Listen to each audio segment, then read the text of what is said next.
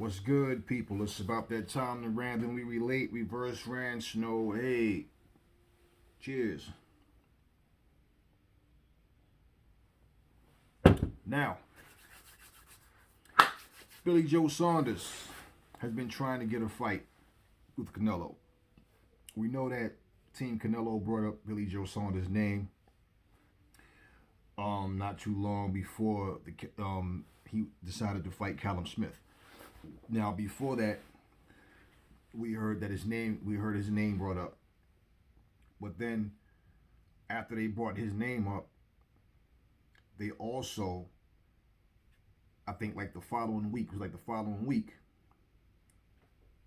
everybody, was under the impression it's on, right? Said it's official. Canelo Alvarez versus Caleb Plant. The fight was never official. Shortly after that, all of a sudden, he's fighting Callum Smith. So we all know Callum Smith basically took the fight on short notice. When you're fighting someone that is the A side, this is the opportunity that might not come around again. I guess he felt compelled, and I guess Caleb Plant decided, nah, I'm not going to be, pushed or forced into a fight. So it seems to me like the fight was announced as it's happening because, well, this is the guy I want to fight. But then all of a sudden, nothing happens. So I think it was more of a thing of we heard about the fight before anything was finalized. Well, obviously that's what the case was. Now, let me tell y'all something, because I a lot of people say a lot of things, and they're not. I agree with a lot of it, and it's a lot of it. I don't agree with the logic of it, because I think what people are doing is they're starting to put certain fighters in a box. Now, let's just make something crystal clear about Canelo or any fighter. Okay, me as a man, I have people who I look at and I say I like that guy as a fighter. I like Canelo as a fighter, but I never look at a guy and think there's no way to beat this person. Somebody will figure you out, right? And if you're not figured out, and let's just say Father Time beats you, well, that's another thing that happens. But let me say this, because I've always grown up as a competitor. So I always look at, like, for everybody, whether it's Ali, whether it's Floyd Mayweather, whether it's Ray Robinson, I don't care who it is, okay? No matter who I'm watching, Roy Jones, Kid Gavilan, I don't care who it is I'm studying, I'm always looking at how you beat a guy. It's never just what they're doing, what they do to win, but how do you beat this guy? The whole thing is this. What is it that you do right? That's what I'm going to take from you. That's what I'm going to shut down. And you got to understand, sometimes you might have to go outside of your comfort zone to make that happen. That's why I have no comfort zone. So understand when I'm saying certain things, and I like, no matter, that we all have our opinions, but understand something. See, one thing that I know, you don't know what a guy is going to show up with come fight night. Training camp can go beautiful. Everything's happening the way it's supposed to. All of a sudden they get to the ring, and all of a sudden they just don't do what they're supposed to do. So I can't tell you what the next man is going to do. Now, certain fighters I had confidence in because they were just consistent, and certain fighters are special, and those are mostly the fighters that I feel more comfortable with, believing that their chances of winning is the same or greater, in a fight on a fight to fight basis, because they're consistent. Now, let me say something about the Callum Smith fight, and I'm gonna jump into Billy Joe Saunders. Callum Smith has the tools. He has the height. He has the reach. Okay? He does have power. Like I said, can he put it all together come fight night? Will he fall under the pressure of, oh, this is Canelo? Okay, will he start to make the mistakes? And when you see a guy start to make rookie mistakes, yeah, they're not mentally prepared. Okay, Callum Smith has had some good fights, but now you don't have a full training camp, first off. Okay, he had a 4 or 5 week training camp. A lot of moving around is going on in that time. You know, you're going from place to place. You know, traveling to get to the next place to go. It's a lot. It's a lot of distractions. You haven't even had a full training camp. That works against him. Okay. Now, here's what I personally think. I think even at 100%. Okay. And then again, I can't really say that because we didn't get to see it. I'm not even going to say that because we didn't even. I don't think he would have beat Canelo. And I'm going to tell you why I don't think. No, I am going to say it. I think at 100% he still doesn't win. And I'm going to tell you why. Because even to not be at your best, you don't forget the basic fundamentals. First punch you learn to throw in the gym is a jab. The very first punch you learn. The very first punch you learn is the jab. He did not commit to his jab. You know, the filling out process was early, and it's once Canelo made his mind up, okay, I see what I'm going to do, and I'm going to just change gears on this guy and do what I need to do. That was it, because Canelo just dictated the whole fight. Callum Smith is in a position that a lot of people wish they was in. Like, example, you don't hear boxers say, I wish I was shorter. I wish I had shorter arms. Man, I wish I didn't have these long, tall legs. I wish I was so I can get out the way of these shots. No. You always hear fighters say, I wish I had this or I wish I had that. You even hear commentators and different people say, if this guy was a little bit taller or if his arms was a little bit longer. You always hear that. Okay? How do you think a guy like Allen Iverson, Spud Webb, how do you think these guys were so effective on the court? Two of the smallest guys on the court, but they played to their strengths. They didn't go out there. Imagine Allen Iverson trying to play like a small forward or like a power forward, okay, or like a center, okay, or a shooting guard. No, Allen Iverson is a point guard. He's playing his position properly. That's why you can take that little guy. He can get all over the court and do what he has to do. Why is he so good on defense? He knows he can't jump up and block the ball from Shaq. He knows he can't get up there and block the ball from Tim Duncan. No. I got to get the ball before they plant their feet to get set to get that shot in. So I got to study everything about their movement so my defense is going to be effective to the point where I'm stealing that ball. They're not even going to see me coming. If he's trying to play them like he's their size, it's going to fail. It's going to work against him. Okay? How do you think Spud Webb, what was he, 5'8", 5'9"? How do you think that guy, can go out there and play with these guys 6'6", 7 feet and be effective and score points like that? He's playing his position to his strengths. That's what Callum Smith didn't do. Callum Smith would throw some shots and walk straight back. Canelo's just walking in, and he'd go to the ropes, cover up, and just stand there. And he didn't do the things that he could have done, but he didn't do the basic things. They always tell you, like I said, first punch you learn is a jab. They always tell you, don't walk straight back. They tell you when you come in or when you stand in front of throw your shots, give angles. Don't go straight down the middle. Don't be standing there all the time like that. Don't square up. He did everything a rookie would do. Okay? And Callum Smith knows better. And I'm pretty sure this is one of those things where he's going to watch the fight, start to feel like he's going to get that cringe feeling like, what the hell was I doing? But that's experience that you learn, things that you gain. We know that Canelo has a more extensive, amateur pedigree and more fights overall and had, fought the stiffer competition. But understand something. That mental toughness, that grit that you need. Errol Spence had that shit. That's why Errol Spence can fight guys that people say is better boxers. But Errol Spence can box. He just doesn't let it come out all the time. But he wins. He outgrits him. He out-toughs him. That's just the way he likes to fight. He breaks them down. He breaks their will because, damn, what do I got to do? I'm tagging this guy. He just keeps coming. And he punishes you. Okay? Callum Smith had one gear the whole fight. So we now know where he stands against an elite fighter. Now, does he come back better? Hopefully, yes. I always want to see fighters come back better than they were. We'll have to see, though. Now, Billy Joe Saunders, on the other hand, much better fighter than Callum Smith. Slicker boxer. Put combinations together well. has a very, very, very high ring IQ. Billy Joe Saunders has all the tools that he need to beat Canelo. Putting it together, come fight night, that grit, that determination that you need, knowing when to turn it up, knowing when to shift gears, all of that, giving different looks, brawl if you have to, box when you have to, you know what I'm saying? Switching up and being able to not be predictable. You understand?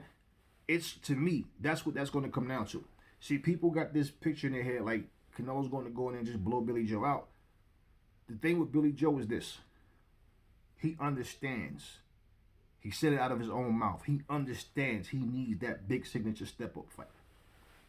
He understands it. So it's one thing for you to have false confidence and tell yourself that you're better than what you are. But Billy Joe has shown he's a smart, sharp fighter. The thing is, when you fight a guy like Canelo, see, Canelo is a manufactured champion, but he's a great fighter. And I think people, see, I agree. Yes, he's manufactured. Most fighters are. Top fighters are, because this is what they do. When Canelo is fighting the guy, right? And Canelo's the champion at 160. But then they're fighting at 155. Why do you think that is? Canelo has no problem making either weight. His opponent probably will. We know the purpose of a catch weight. Catch weight is, look, man, that's too much weight for me to cut. I can't go all the way down there. Smaller guys going, well, that's too much weight for me to come over to where you are. Okay, let's meet halfway. That's what it's supposed to be. You know, that's why Canelo was doing that. And they was gauging how much weight he can go up with, because he walks around at 178 pounds. Let's not forget he said that out of his own mouth some years ago. This is when he fought Floyd. He said he walked around about 178 pounds when he fought Floyd. So think about it. So Canelo is the only thing he's doing, like when he went up to fight Kovalev. He just fought at a more comfortable weight. Like, I don't have to burn weight. So that's why his power carries over, because he's naturally bigger than the weight classes that he's been fighting at. And that's something that most fighters do.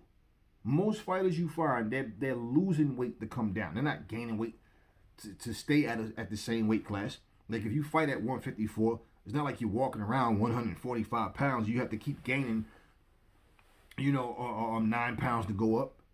No, you're naturally walking around. You're fighting at 154, you probably walk around 156, 157, 160 the most. Most of these guys. But then you got these bigger guys that's really like light heavyweights, cruiserweights. And they're coming down, burning all this weight to come down. So with age, your body starts to automatically fill out more. And it's like, if you can carry that weight, then you're good. So Canelo, yeah. That's why he was doing these things. That's why you think going to fighting at this weight class, why you think he never went down to 147? He can't get down there comfortably. That's why. So he knows if he's fighting a guy that is coming down, from let's just say 170, the guy let's say there's a guy walking around his size, right? But let's say the guy is fighting at 160, right? But the guy walks around 185, 189, just say. Now he's coming down, all the way down, to fight Canelo and Canelo's the champ at 160, but now Canelo all of a sudden says, nah, 155 is the catch weight. I'm the A-side, take it or leave it. It's the same thing. You guys remember when Chris Cyborg first came to the UFC? Before she came, and she was saying she wanted Ronda Rousey. And Ronda Rousey was saying, oh, I won't go up to fight at 145. She's going to have to come down to 135 to fight me. Remember that. She said, I'm the champ at 135. I have no reason to go up. But remember, Gina Carano, right? Cyborg retired her. Gina Carano only had 4 professional fights under her belt. And when she started announcing a possible comeback, all of a sudden, Ronda Rousey says, oh, I'd be honored to go up. Yeah, I'd definitely go up to 145 and fight her. No. Here's why. For one, she knows she would have beat Gina Carano. Gina Carano experience was very limited as a pro. She would have beaten Gina Carano, pretty much, as far as I'm concerned. Cyborg walks around 185 pounds. That's a big woman. And she's going all the way down to fight at 145. Now imagine Ronda's trying to get her to burn 10 more pounds. So even if she looks ripped and tight, she's drained. She's overtrained. She's burnt out. She won't be as strong. And then she'll, she gets beaten and it's like nobody's blaming it on the weight. They're not realizing, no, she was drained. And, she was trying, and Cyborg was trying to get down to 135 so hard, so bad. And she was able to do it through like a 2-year span. But she don't look the same. She looked really skinny, really dried out. She just didn't look the same. 145, she's far more explosive. And, that's her more comfortable fight weight, at least. And through time, I don't know, the women's division don't have a lot of diversity in the divisions.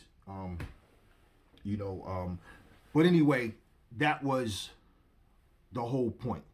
No, let's make her get burnt out. Let's let her drain herself. She wants to fight me. She's going to fight me at 135. And that's what Canelo was doing. Canelo can fight, but any type of advantage that they try to get, a lot of times, whether it's through their trainers, like certain people, they have their trainers, their fathers talk and get under people's skin and say a bunch of nonsense and try to get in the fighter's head, and any little advantage that they can try to get. Now, does Billy Joe Saunders actually win this fight against Canelo if it happens? Here's the thing. He has all the tools. He can box. He has the hand speed, good punching power. He can box and move. He knows how to get around the ring. Does he go in there and get overwhelmed by Canelo? Does he lose his composure and allow Canelo to start doing the things that Canelo do? Or does he adapt and adjust like he has in other fights? Is yet to be seen. He has the tools. He has the tools. Why do you think a lot of times guys fight and they think they can win the first fight, but then they know that they screwed up? Let's not forget Sugar Ray Leonard versus Roberto Duran. Sugar Ray Leonard had more tools in his shed than anybody else at the time. And Sugar Ray Leonard went in there, and what happened? Roberto Duran got under his skin, cursing at him, cursing his wife out, doing a lot of foul, real unnecessary, inappropriate things to get under his skin, and it worked. And Sugar Ray tried to beat him at his own game, fought off of anger and ego, and I'm gonna kill this guy, and it didn't work. And in the fight, he didn't think, you know what? Let me go back to what made me Sugar Ray. Let me use my boxing skills and smarts, and this is not the guy I want to stand here and bang with. So he lost the fight, but he put up a hell of a fight, but he lost. Look at what happened in the rematch. Roberto Duran looked like he didn't even belong in the same ring with Ray Leonard. Because now Ray Leonard goes in there and does what he's supposed to. Now my point is, you don't improve in a fucking 6 months, 3 months, whatever it was. You don't just all of a sudden, I'm just a whole new fighter. No, he had these tools in the shed. He had to dust them off, and now I'm going to use these tools properly, and I'm going to go in and I'm going to win this rematch, and that's what he did. Now, Billy Joe Saunders, that's a huge first big step up fight, in fighting Canelo. But at the same time, Canelo's a man. He's human just like you. He bleed and hurt just like you. He feel pain just like you. So between these two guys, it's going to come down to, look, the grit, the toughness. Just like when Canelo fought Triple G. The first fight, Canelo was way more cautious and fought on the back foot. He watched the fight and he was able to study the things that Triple G do good and take it away from him. And when he starts walking Triple G down, he realizes, and he felt Triple G's power in the first fight and realized, I could take his shot. Okay, cool. Now, all of a sudden, he's walking him down. Remember, Golovkin was the one saying, I want to fight Mexican style. But just because Canelo's coming forward, right? Why are you backing up? As the fight progresses, you start to see he's realizing, damn, Canelo's a different fighter tonight. You have the tools already. That's just the whole thing.